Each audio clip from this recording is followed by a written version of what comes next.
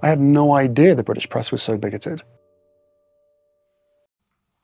This One's Wife, an inane stream of mindless aphorisms. Hello, I'm HG Tudor. This One's Wife's first episode of Confessions of a Female Founder has been launched today.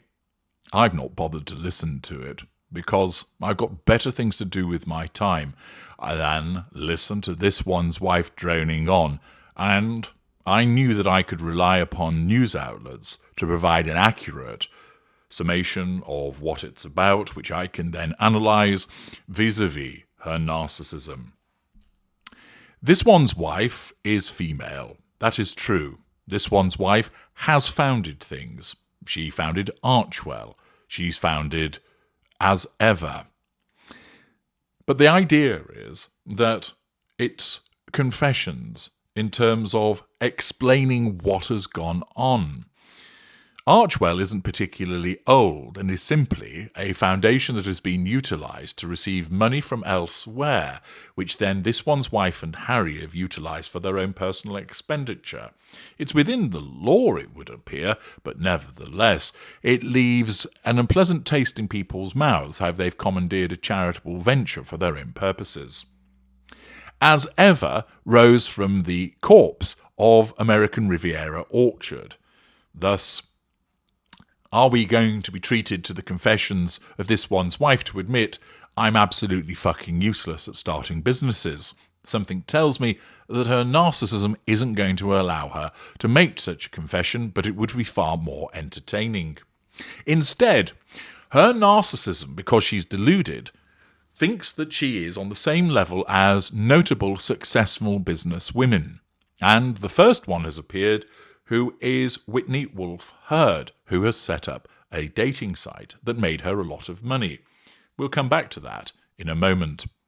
But This One's Wife thinks that she's a peer of women like Whitney Wolfe Herd because her narcissism tells her that. The evidence demonstrates that she's not. She's not as wealthy as Wolfe Herd. She isn't as successful as her. But that doesn't matter, because in the deluded world that This One's Wife occupies, her narcissism tells her, you are just like her. This is why she thought she could breeze into the A-list so readily. She believed that she was a member of them already. And now we're going to be subjected to her talking about herself. As we know, This One's Wife is a terrible speech maker because it's all I, me, and she has very little of interest to actually say, no meaningful insights, relying upon word salad and fridge magnet platitudes. She's a terrible presenter because it's all I, me, with no meaningful insight, and all about word salad and fridge magnet platitudes. She's not a particularly intelligent woman. Her life experience is such that it's grifting and poncing off other people, which her narcissism won't allow her to admit to, because that makes her seem less successful than she actually is. Which means, strip away all of that and you're not left with much thereafter. But this doesn't stop This One's Wife, because the narcissism deludes her into believing that she's successful and she has something meaningful to share with all of us. And therefore, Chris Bennion was the unfortunate individual from The Telegraph that found himself listening to the first episode. What did he say about it?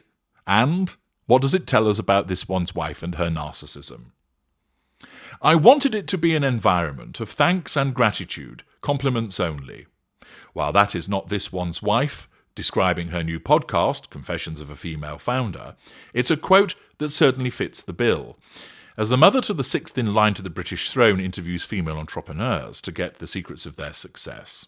However, there are no confessions or secrets. So once again, This One's Wife mislabels, as she did with Archetypes, that beige and tedious show that only lasted one series. She meant stereotypes, but she thought she was being clever by using arch in the title. Thus, already Lemonada and the audience have been missold. It's meant to be about confessions, but there's no revelations, there's no confessions, there's no secrets. At one mystifying point, This One's Wife says to her guest, you don't have to reveal all the secrets. Isn't that meant to be the point of the programme? This demonstrates once again the hypocrisy of this narcissist and the fact it's not about delivery, witness what's been going with her as ever brand, it's all about utilising events and scenarios to get to the prime aims. She continues by stating, there are plenty of self-care aphorisms, journeys of self-love and validation, discussions of bottling your essence, and great handfuls of mutual adoration. So, basically, a mutual wank fest and nothing to do with giving you any real insight into the world of business or being an entrepreneur. Quelle surprise.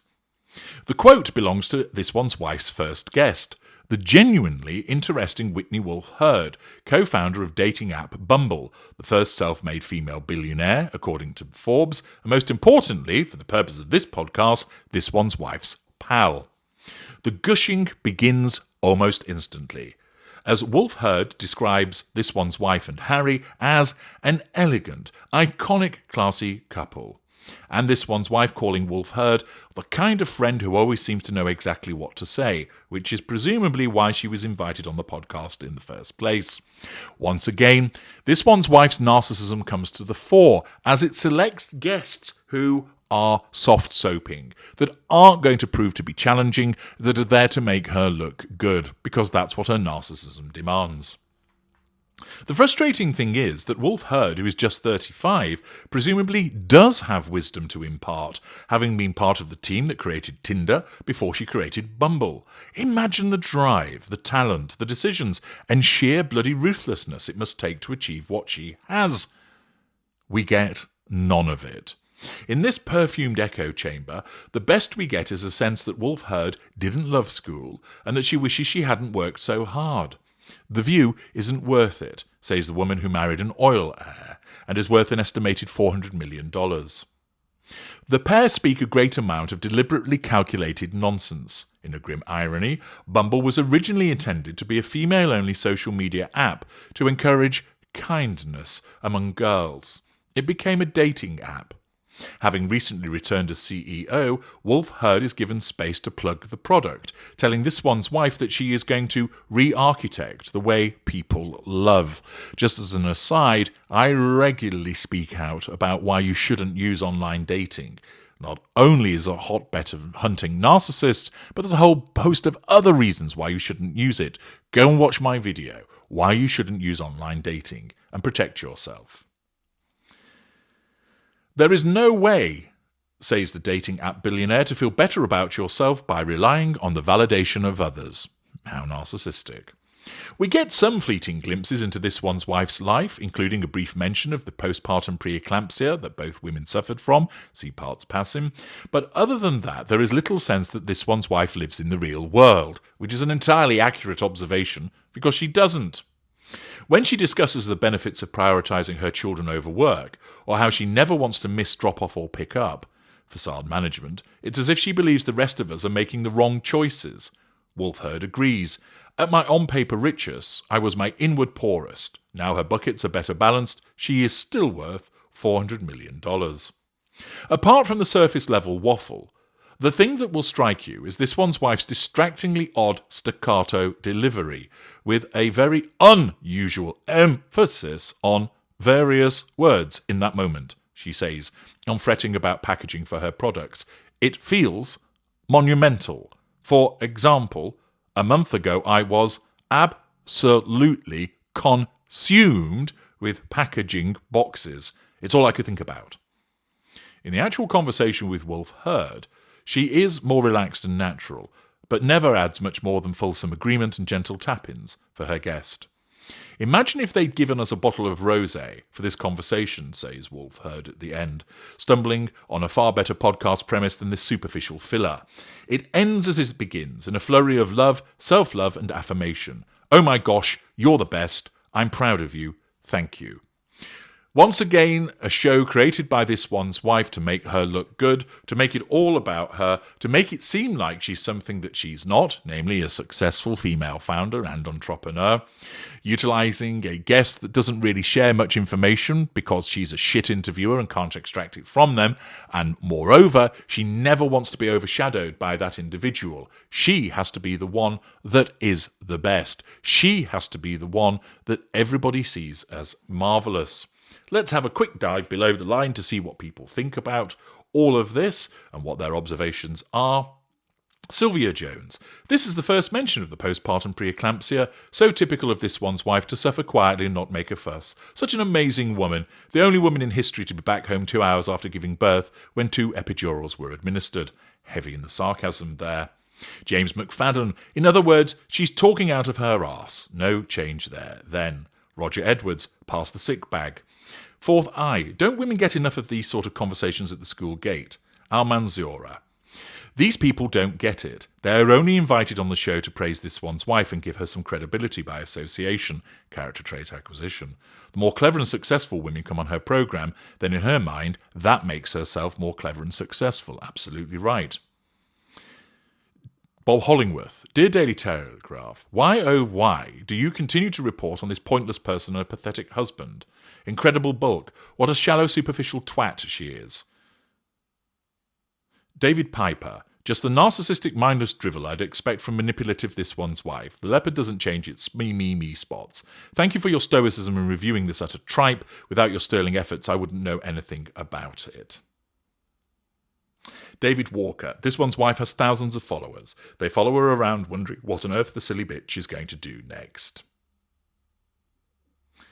Rob Dixon. I think this one's wife and Harry are highly qualified to talk about self-love. Let's face it, they're two of the biggest onanists on the planet. If you don't know what an onanist is, it's somebody that engages in masturbation. David Jones. Confessions of a Narcissist. Me would be more appropriate. It's generously given 2 stars, but it certainly doesn't sound from that review that it even merits that. And the comments continue in a similar acerbic vein. It isn't a surprise with this one's wife that once again she creates something which is beige, that is all about her and is dull. It is commensurate with her narcissism, the delusion that it creates to make her believe that she's successful by hanging around with successful people by virtue of character trait acquisition. And at least you and I didn't have to waste any time listening to this utter drivel. I'm HG Tudor. Thank you for listening.